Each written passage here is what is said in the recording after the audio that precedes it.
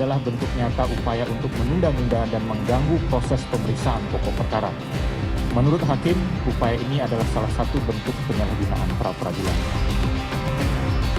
Kami sangat serius sebenarnya dalam mengajukan pra-peradilan ketiga ini. Jadi ini bukan kami yang kemudian menunda-nunda. Ya, kok kami baru sekarang, kok nggak sekalian kemarin.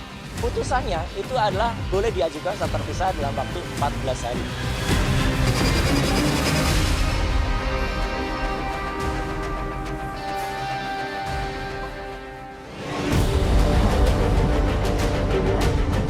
Hakim Pengadilan Negeri Jakarta Selatan menolak permohonan pra-peradilan Roy Suryo terkait penetapan statusnya sebagai tersangka dugaan fitnah dan pencemaran nama baik tudingan ijazah palsu Joko Widodo.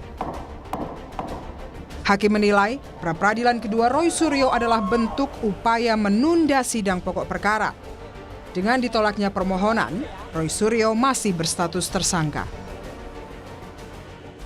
Setelah menetapkan pemohon sebagai tersangka dan dilanjutkan dengan pemanggilan pemohon untuk didengar keterangannya sebagai tersangka, bukti P1 dan P4, termohon juga melakukan gelar perkara khusus atas permintaan pemohon dan telah memberikan kesempatan kepada pemohon mengajukan saksi dan orang-orang yang memiliki keahlian khusus guna memberikan keterangan yang menguntungkan bagi dirinya. Setelah diberikan kesempatan mengajukan bukti yang meringankan, pemohon tidak menggunakan hak hukumnya mengajukan pra-peradilan untuk menguji penetapan tersangka tersebut.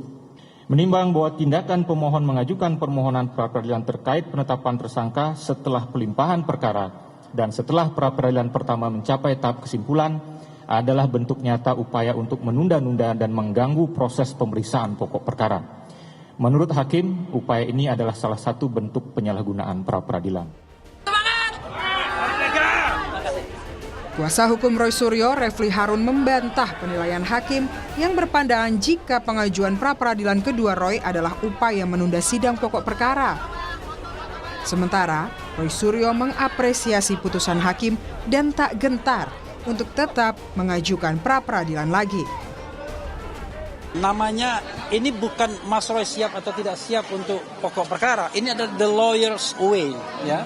Ini adalah jalan lawyer, jalan kuasa hukum untuk melihat bagaimana kita membela klien kita. Bagaimanapun juga kami, ya khususnya saya, tetap mengaturkan terima kasih dan apresiasi. Tapi bagi saya lumrah hal ini. Jadi ada kadang-kadang hakim tunggal itu yang memutuskan itu menyetujui, ada kadang-kadang yang memutuskan tidak menyetujui. Kemudian mau lanjut dengan pra-peradilan yang keempat.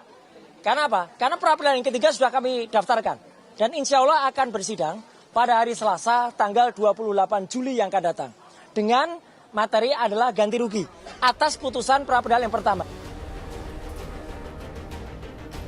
Usai ditangkap dan ditahan, Roy Suryo mengajukan pra-peradilan pertama ke Pengadilan Negeri Jakarta Selatan pada 22 Juni lalu. Dengan permohonan menguji keabsahan dari penggeledahan, penangkapan, dan penahanan dirinya oleh penyidik Polda Metro Jaya.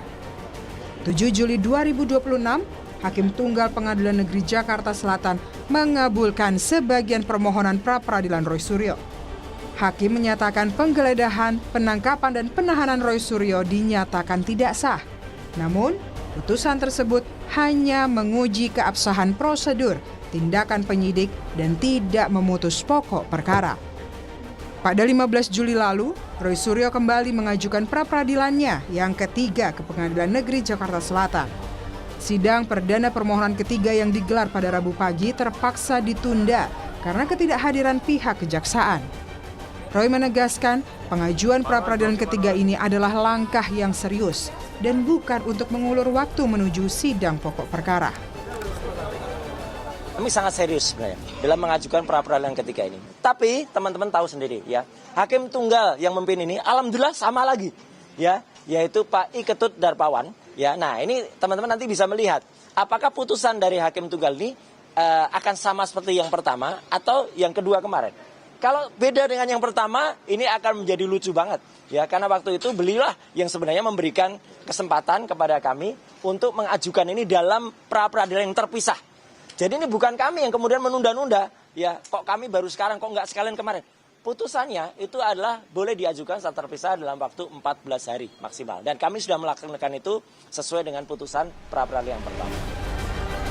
Sementara dari pihak Jokowi, tengah mempersiapkan sidang kasus dugaan fitnah dan pencemaran nama baik dengan Roy Suryo dan Tifauziah Tiasuma. Jokowi mengadakan pertemuan dengan sejumlah teman kuliah semasa menjadi mahasiswa UGM. Pertemuan ini jadi persiapan mengikuti persidangan sebagai saksi. Reoni Pak. Teman-temannya senang ya Pak ya? Nah, mempersiapkan diri dan rekan-rekan saya seangkatan. Persiapan saksi sidang ya? Iya, betul. Siap, sehat selalu Pak Jokowi. Tak hanya di pra-peradilan dan persiapan sidang pokok perkara saja yang perlu dihadapi Roy Suryo. Roy juga dilaporkan oleh Ketua YouTuber Nusantara Taufik Bilfakih ke Kemendikti-Saintek atas dugaan plagiat dalam penyusunan karya ilmiah disertasi doktor milik Roy. Taufik mengklaim memiliki bukti adanya plagiat dalam disertasi doktor milik Roy Suryo. Iya, memang kan sebenarnya ini runtutan dari masalah akademiknya Mas Roy Suryo. Jadi dari awal kita mempersoalkan ada problem yang terjadi di perkuliahan beliau, yang kemudian merembet dari ternyata beliau tidak ada ijazah. Waktu itu beliau memperlihatkan ijazahnya tapi ternyata tidak ada. Nanti kemudian kekisruhan ini baru akhirnya sudah ada ijazah. Nah, disertasi beliau tidak pernah ada di website, kan gitu. Ketika kemudian kisruh ini muncul, akhirnya sudah diupload. Nah, ketika diupload kan akhirnya disertasi ini menjadi konsumsi publik. Ketika menjadi konsumsi publik, terutama di insan akademik, banyak sekali teman-teman dosen dan teman-teman akademisi itu melakukan penelusuran. Ternyata disertasi Mas Roy ini itu diduga sangat kuat ada plagiarisme, di mana setiap bab itu punya unsur presentasi tertentu. Artinya ini sudah memenuhi unsur lebih dari 20% sebagaimana standar dari karya tulis ilmiah terutama disertasi. Itu di beberapa kampus punya standar masing-masing. Tapi secara umum yang namanya plagiarisme itu paling tinggi itu cuma di angka 20%. Sementara Mas Roy sendiri dalam dugaan kami yang kemudian kita lakukan penelusuran itu sudah mencapai di atas 60%. Sementara Roy Suryo melalui akun media sosialnya membantah soal plagiarisme. Menurutnya, karya disertasi telah diunggah di repositori kampus dan saat ini tidak ada masalah. Karena saya sudah mengunggah mandiri repositori kemarin, ya gitu. Memang baru saya unggah dan itu tidak ada soal. Kapan saja orang juga bisa mengunggah, tidak ada persyaratan. Dan yang jelas, kalau sudah diberikan juga disertasinya sudah mengunggah itu clear. Tidak ada soal yang diperebutkan oleh para termul yang katanya saya kena aturan. Aturan itu berlaku untuk tindak kejahatan atau tindak pidana akademik. Jadi tindak pidana akademik itu misalnya orang plagiat, orang mencuri data, orang kemudian menggunakan tesis atau menggunakan disertasi orang lain. Enggak semuanya ada. Saya akan kickback orang-orang yang telah memfitnah itu.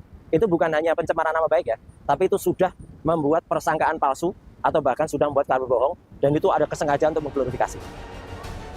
Disertasi yang disoal dan drama pra-peradilan nampaknya harus dihadapi tersangka kasus ijazah Joko Widodo, Roy Suryo. Termasuk yang teranyar soal pra-peradilan jilid 3 yang diklaim bakal serius dengan sejumlah bukti-bukti.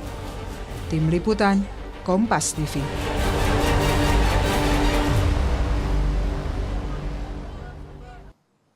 Ke berita lainnya, saudara, seorang pejalan kaki menjadi korban penjamretan telepon genggam di Jalan Jenderal Sudirman, Tanah Abang, Jakarta Pusat.